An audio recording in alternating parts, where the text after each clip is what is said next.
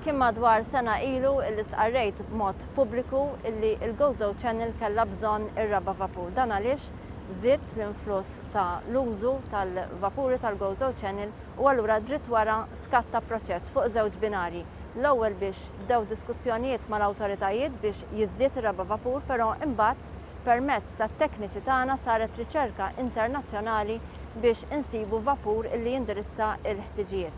Però irrid ngħid illi l-vapuri tal-Gozo Channel imbnew apposta għal Gozo Channel f'kuntest ukoll ta' portijiet illi imbnew biex jakkomodaw dawn l-istess vapuri. Allura il-vapuri tagħna huma uniċi u allura kellna restrizzjonijiet biex insibu vapur illi jiffittja fir-requirements tagħna.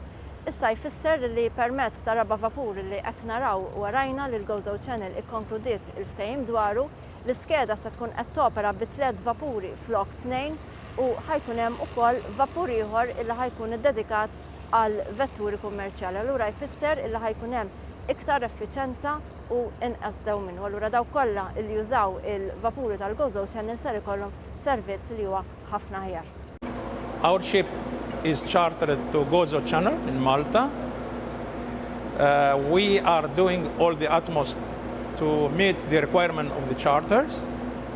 Presently, the ship is doing some painting and is going also to go to dry dock in order to comply with the documentation and the safety regulation. The ship is accommodating 650 passengers during the summer and 350 during the winter. Also, 100 in the garage, 160 sedan cars, up-down. The ship is complying with all the directive of the EU and the SOLAS regulation.